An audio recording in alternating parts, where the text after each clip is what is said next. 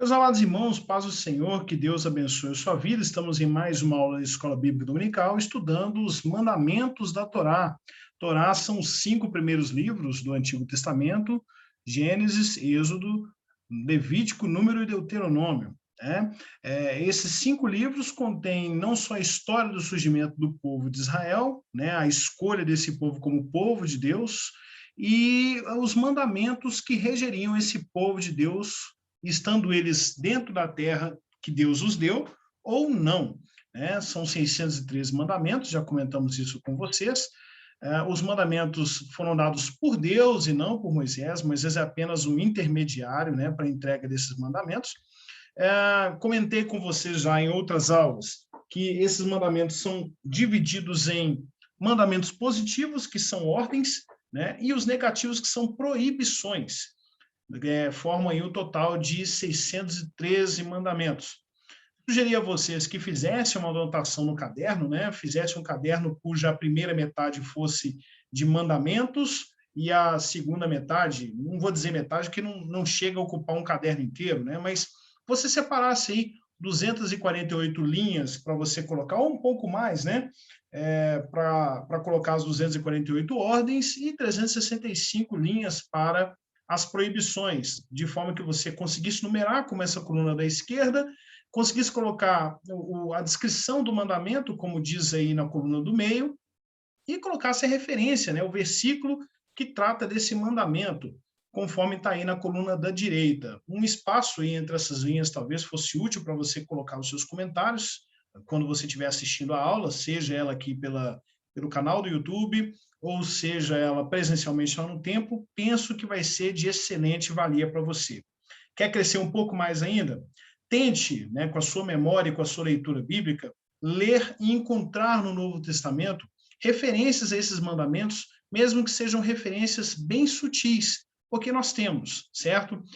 Entendemos que Cristo, como não veio para revogar mandamentos, ele não nos poderia contrariar. Então, certamente, tanto Cristo quanto os apóstolos preservam os mandamentos ao longo do Novo Testamento, tá bom? Bom, na última aula, nós verificamos algumas coisas a respeito de idolatria e continua falando. Dissemos aí da proibição de não convocar as pessoas para a idolatria e a observância da lei da cidade apóstata. Uma pessoa que saísse, que na sua própria cidade, na sua própria tribo, passasse a convocar outras pessoas para adorar deuses estranhos, né, seja ele de qualquer nação que fosse, né, sendo esse judeu um camarada pertencente àquela cidade que ele está tentando convencer ou corromper atrás da apostasia, da idolatria, a cidade seria julgada, haveria uma investigação na cidade, e se constatada que a cidade era de fato uma cidade apostatada, ou seja, a maioria dos seus moradores topou a convocação daquele primeiro idólatra apóstata, e passou a adorar outros deuses, as demais tribos seriam autoras, né, seriam convocadas para destruir essa cidade, matar as pessoas que se apostataram. Lógico, isso tinha validade apenas dentro do território de Israel, né, na terra distribuída entre as 12 tribos, e é lógico que isso aconteceria só depois que passasse pelo crivo de uma investigação muito minuciosa e de um julgamento realizado por todos os juízes, né, um sinédrio de 72 juízes, o grande tribunal, não é mesmo? Os bens de todos os moradores seriam queimados em praça pública, os apóstatas seriam mortos à espada, né? Todas as tribos seriam convocadas para poder realizar esse ataque a essa cidade apóstata. Os justos seriam poupados, mas os bens deles também seriam perdidos. Isso comentamos na última aula. Prossigamos então. Já que destruiu uma cidade apóstata, existe uma proibição de não reconstruir essa cidade apóstata de jeito nenhum. Está lá, ó. Ajuntem todos os despojos no meio da praça pública e queimem totalmente a cidade e todos os seus despojos como oferta ao Senhor, ao seu Deus. Aí está em negrito aí, ó. Fique ela em ruínas para sempre e nunca mais seja reconstruída. Tá? Então, no meio de uma série de versículos, nós temos essa ordem aí, ou melhor, essa proibição de nunca mais reconstruir uma cidade que foi destruída em virtude da sua condenação como cidade apóstata. Não se tem notícia, já disse isso na aula anterior, não se tem notícia de uma cidade que tenha sido destruída após o julgamento pelo grande tribunal, sendo essa cidade reconhecida como cidade apóstata. Embora seja uma lei muito dura, né, vejam vocês que 72 juízes, para chegarem à conclusão de que mais da metade da cidade se apostatou, era deveras difícil. E eu já falei com vocês que diversos outros requisitos para o cumprimento de uma sentença de morte eram exigidos. E eram na tradição, eram tão difícil cumprir todos os passos para se executar uma pena capital, que era praticamente impossível matar uma pessoa em decorrência da quebra de uma lei, embora essa lei fosse severa. Ô, irmão, então quer dizer que nunca se matava ninguém? Bom, me parece que só se tem conhecimento de 2 penas capitais executadas sob a égide da lei, que foi aquele primeiro cidadão que, na verdade, a lei nem tinha sido dada ainda, né? Nem tinha sido promulgada diante de todo o povo, mas aquele primeiro aquele primeiro hebreu que coleta lenha no sábado, né? Ele é avisado de que não deveria fazer, e ele faz assim mesmo, é uma afronta à ordem de Deus, e ele é penalizado com morte, né? E nós temos o caso do próprio Jesus, que é condenado por blasfêmia, né? Ao se intitular filho de Deus, mas não é nem bem essa acusação. Arrumaram 2 falsas testemunhas para dizer que ele disse que ia derrubar o templo e reconstruir em 3 dias. Né? Lógico que os evangelhos esclarecem para nós que ele se referia ao próprio corpo dele, mas isso foi distorcido pelas falsas testemunhas. Sigamos em frente, então. Embora a cidade apóstata não pudesse ser reconstruída para fins de moradia, ela poderia ser transformada em um grande jardim ou reserva ecológica, tá? Então, para que nunca mais houvesse lembrança daquele povo idólatra naquele local, tá bom? Passamos à próxima proibição de número 24, que é não tirar proveito dos pertences de uma cidade apóstata. Comentamos isso alguns dias no templo lá. Quando se destruía lá nos tempos bíblicos pertences de ídolos ou pertences de um povo apóstata, você não deveria recolher ou trazer para Israel ou para o templo de Deus as coisas vindas da idolatria. Nada que tivesse sido usado para embelezar um templo ou nada que pertencesse a um idólatra deveria ser trazido para o meio do povo de Deus. Não se podia tirar pertences. Por isso que a ordem era queimar tudo na praça. Olha lá, ó. Não seja encontrado em suas mãos nada do que foi destinado à destruição, para que o Senhor se afaste do fogo da sua ira.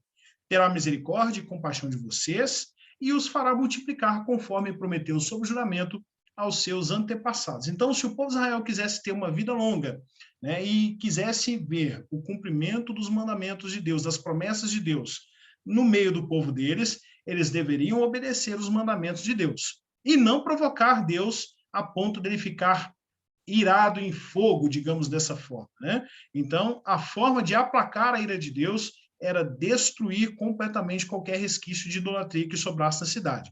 Essa pena, meus irmãos, esse mandamento, ele é para ser pesado mesmo, tá? Tal como é nos países onde existe a pena de morte. A pena de morte é realmente para ser temida. E esse mandamento é para poder demonstrar para o povo de Israel que Deus deve ser temido também. E a questão do fogo da ira de Deus é uma coisa com a qual não se deve brincar, não se deve provocar Deus a ira. Isso é muito claro, tá bom?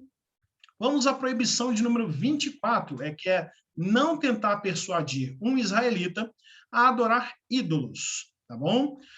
Se o seu próprio irmão, ou filho, ou filha, ou a mulher que você ama, ou seu amigo mais chegado, secretamente instigá-lo dizendo, vamos adorar outros deuses, deuses que nem você e nem os seus antepassados conheceram, deuses dos povos que vivem ao seu redor, quer próximos, quer distantes, de um ao outro lado da terra, não se deixe convencer, nem ouça o que ele diz, não tenha piedade e nem compaixão dele, e não o proteja. Então, nós temos aí esse mandamento de que uma pessoa, seja ela de qual círculo de relacionamento fosse dos mais íntimos, fosse um colega distante, fosse um desconhecido dentro do meu país, me convidou para adorar outros deuses, né? Não devo ter piedade, certo? Não devo ter sentimentos, não devo ter dó. A verdade é essa.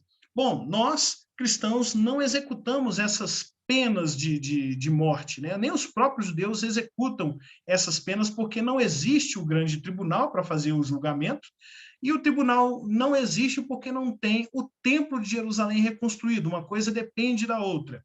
Se não tem o templo, não tem por que ter o grande tribunal ou o grande sinédrio. Eles se reuniam lá dentro do templo de Jerusalém também, né? E se não tem essas intrâncias, né, essas circunstâncias, esses institutos, não tem como cumprir essas leis atualmente.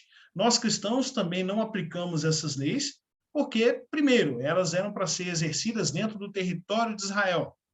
Mas o princípio dela, meus irmãos, pode ser plenamente empregado por nós, né? Que é de não dar ouvidos e se afastar de uma pessoa que nos convida à idolatria. Tá? Para que ela não nos contamine a consciência, não tente nos convencer com argumentos, às vezes até que façam sentido.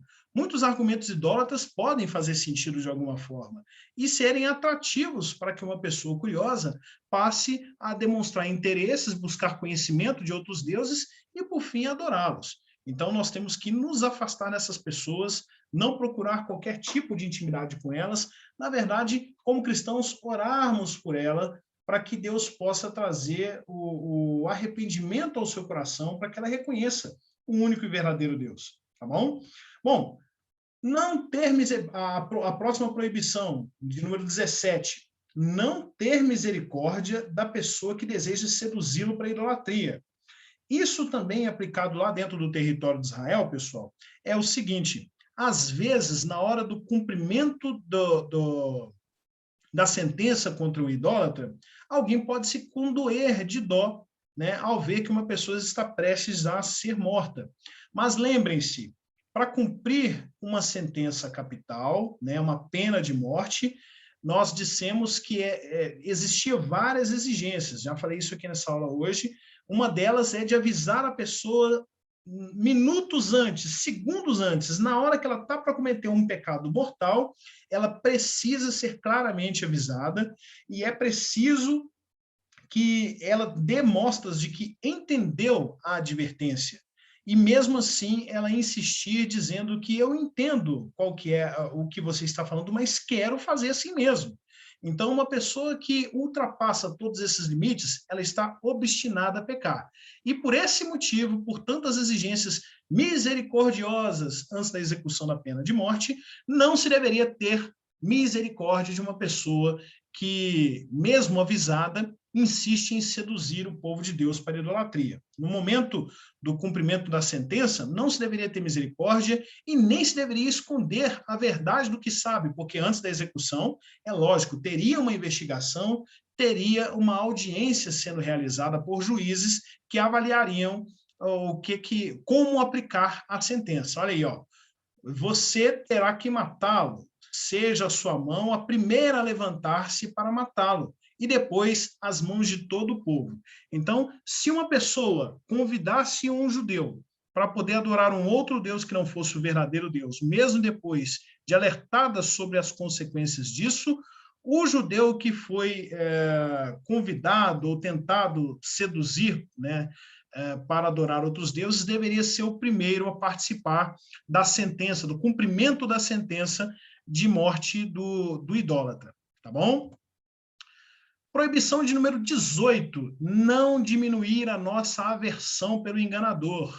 Tá? E o enganador é esse cidadão aí que está convidando o povo de Deus para adorar outros deuses falsos, porque só existe um Deus, então os demais deuses são falsos, e esse sedutor é um enganador. Nós temos que ter aversão a essa pessoa, a esse enganador. Dentro do mesmo versículo aí, ó, Deuteronômio 13:9, já lemos ele lá no começo. não salvar a vida de um enganador, está sob pena de sentença de morte, né? Não é para... A lei lá dentro do território de Israel era de não entrar na frente para poder salvar, não mentir para poder salvá-lo da morte também, né? Não defender o enganador, não omitir uma evidência que seja desfavorável ao enganador. Então, a investigação era severa, realmente a lei é pesada, né? Mas é pesada justamente para poder trazer temor às pessoas, de que se houvesse testemunhas que comprovassem todo aquele passo a passo necessário para poder sentenciar uma pessoa à morte, mesmo assim ela insistiu em sua conduta pecaminosa de tentar perverter o povo de Deus atrás de outros deuses, o grande sinédrio, ao julgá-la, colheria todos os testemunhos. E o mandamento é que qualquer pessoa que soubesse alguma coisa para reforçar a penalidade, para reforçar o discurso que confirmasse a tentativa de sedução do apóstata, do idólatra, ninguém deveria se calar, todo mundo deveria dizer o que sabe. Nós temos isso nas nossas leis brasileiras até hoje, né? Que é o seguinte, todas as pessoas que são testemunhas não podem se omitir da obrigação de testemunhar. E mais, se ela disser um testemunho falso, ela será punida, mesmo aqui no Brasil, pelo falso testemunho. Na época, nós também, na época, o judeu também não deveria, de forma alguma, omitir uma evidência que fosse desfavorável para o enganador. Por que uma pessoa fará isso? Para poder tentar livrar a cara desse enganador, né? Meus irmãos, qual que era o pensamento judaico nessa época? O pensamento deles era de que todo judeu era predestinado para entrar no reino de Deus, a não ser que ele caísse em apostasia mesmo, né? Que ele fosse atrás de outros deuses, ele perderia o acesso dele ao reino de Deus, né? Ao novo mundo, por assim dizer, mundo vindouro, como eles dizem. Mas a morte em si, essas penas de morte, essas sentenças de morte, elas tinham um valor expiatório no entender deles. Então, a última forma de limpar uma pessoa dos seus pecados, nessa ótica antiga do judaísmo, era aplicando sobre ela uma pena de morte, porque ao derramar o próprio sangue, ela estaria expiando os seus próprios pecados. Então, seria uma estratégia, a última forma de expiar uma pessoa dos seus pecados seria submetendo-a à penalidade de morte. Olha que coisa, hein? Olha o pensamento deles como funcionava. Então, por mais esse motivo, não se deveria omitir uma evidência, mesmo que ela fosse desfavorável ao enganador. Bom, ninguém deveria sair em defesa de um sedutor idólatra e nenhum testemunho acusador deveria ser ocultado do tribunal. Bom, meus irmãos, vamos parando por aqui. O próximo mandamento aí, nós vamos ver a proibição de não fazer profecias em nome de um ídolo. Também era motivo para sentenciar o idólatra à morte, tá bom? Eu espero que você esteja acompanhando as aulas com tranquilidade, fazendo anotações no seu caderno e se preparando para a próxima aula, tá bom? Deus te abençoe, te guarde, tenha uma semana de vitória. Um abraço.